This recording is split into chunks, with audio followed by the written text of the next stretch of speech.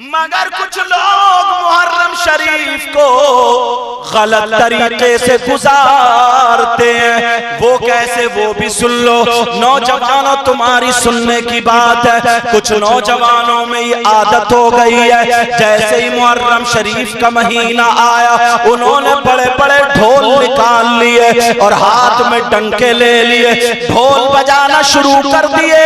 محرم کے نام پہ ڈھول بجا رہے، حسین پاک کی محبت اس میں ڈھول میں دکھا رہے. یاد رکھو پیارے، یاد رکھو، جو کام شریعت کے خلاف ہو کبھی حسین اس سے راضی نہیں ہو سکتے، کبھی نانا محمد الرسول اللہ راضی نہیں ہو سکتے. تم ڈھول بجاتے بجاتے مر جاؤ اور کتنا بھی کہو ہم حسین پاک سے محبت کرتے ہیں، تمہاری یہ بات جھوٹی ہے، تمہارا یہ دعویٰ جھوٹا، یہ بات غلط ہے. ارے یاد رکھو وہ حسین پاک جب کربلا کے میدان میں گئے تھے تو تمہیں پتا ہونا چاہیے تھا، ادھر سے حسینی تھے، حسین بھی تھے، ادھر سے یزیدی تھے.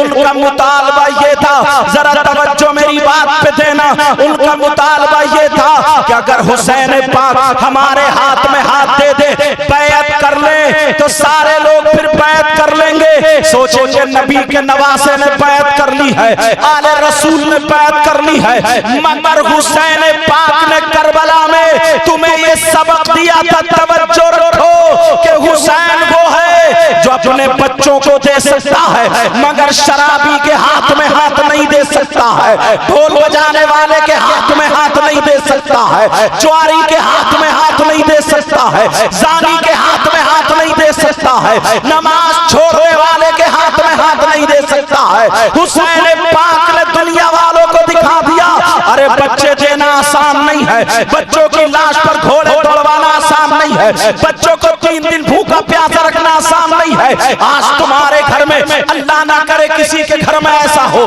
آج تمہارے گھر میں اگر کسی کے یہاں میت ہو جائے تو بتاؤ کہ تم ڈھول بجاتے ہو. کسی کے بیٹے کا انتقال ہو جائے بتاؤ کہ ڈھول بجاتے ہو. کسی کے ماں باپ کا انتقال ہو جائے بتاؤ کہ ڈھول بجاتے ہو. بتاؤ کہ خوشیاں مناتے ہو، آنکھوں میں آنسو ہوتے ہیں، قرآن پہ قرآن خوانی ہوتی ہے، یا میلاد شریف ہوتا ہے، اللہ اور رسول کا ذکر ہوتا ہے. تمہارے باپ کی اس میں قرآن خوانی ہو رہی ہے، اور جو نبی کے شہزادے ہیں، جو غوث اعظم کے دادا بھی ہوتے ہیں، غوث اعظم کے نانا بھی ہوتے ہیں، ان کی برسی کے موقع پر، ان کی شہادت کے موقع پر تمہیں ڈھول یاد آنے لگے. اگر غیرت مند مسلمان ہے تو جیسے ہی محرم کا مہینہ آئے قرآن پڑھنا شروع کر دے، جیسے ہی محرم کا مہینہ آئے روزہ رکھنا شروع کر دے، جیسے ہی محرم کا مہینہ آئے بیماروں کی عیادت کرنا شروع کر دے، جیسے ہی محرم کا مہینہ آئے غریبوں کی مدد کرنا شروع کر دے.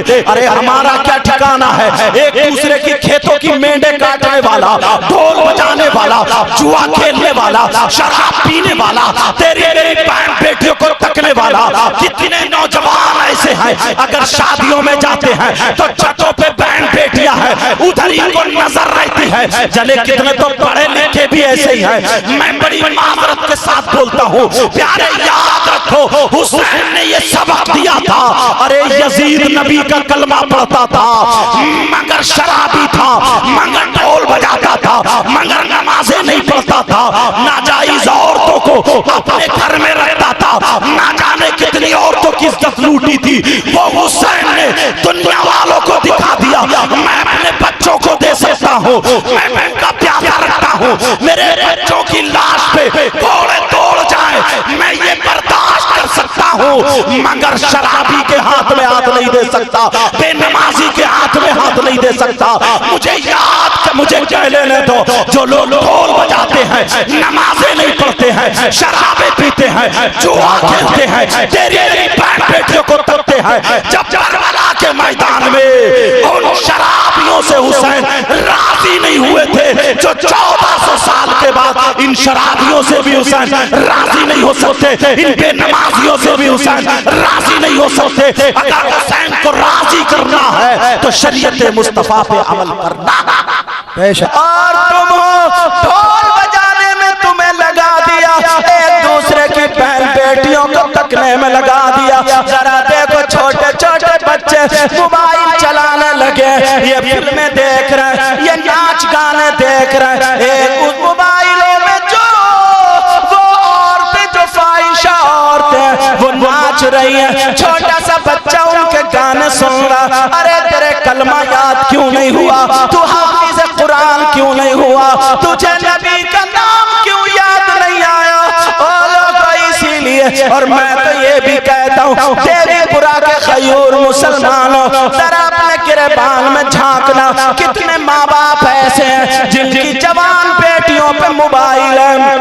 میں تم سے پوچھنا چاہتا ہوں او مسلمان ذرا بتا تمہاری بیٹی پہ موبائل کیوں ہے؟ کس سے بات کرنے دیا ہے؟ ذرا مجھے اتنا بتا دو، تمہاری بیٹی کے ٹرک چل رہے ہیں، تمہاری بیٹی کی ٹرینیں چل رہی ہیں، تمہاری بیٹی کی بسیں چل رہی ہیں، تمہاری بیٹی کے ہوائی جہاز چل رہے ہیں، تمہاری بیٹی کا کون سا کارخانہ؟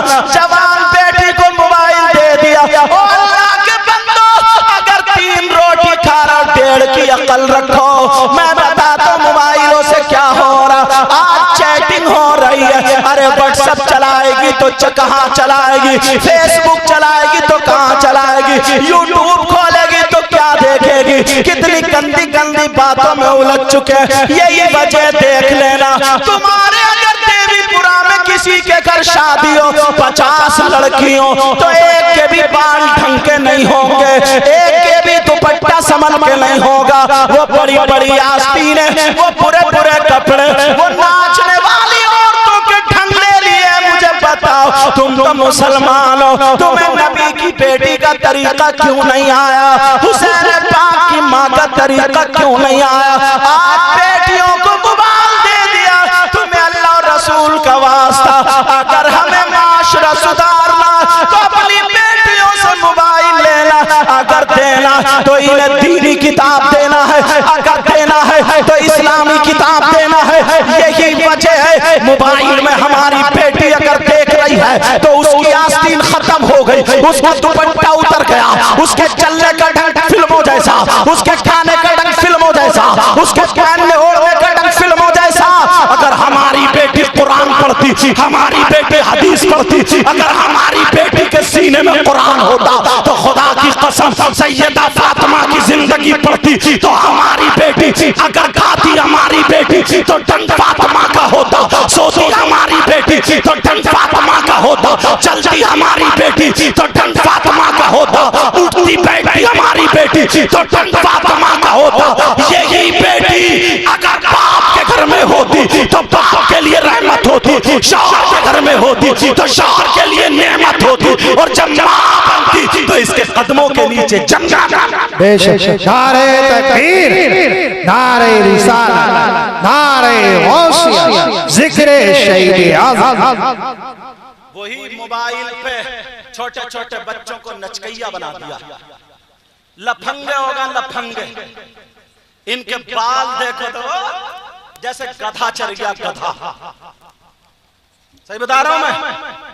چلنے کا ڈھنگ، کھانے کا ڈھنگ، ایسے ایسے گانے سے اماں بھی دانت پھاڑ رہی ہے، بہنیں بھی دانت پھاڑ رہی ہیں، کوئی کسی کو سمجھاتا نہیں۔ اب اتنی ہمت نہیں رہی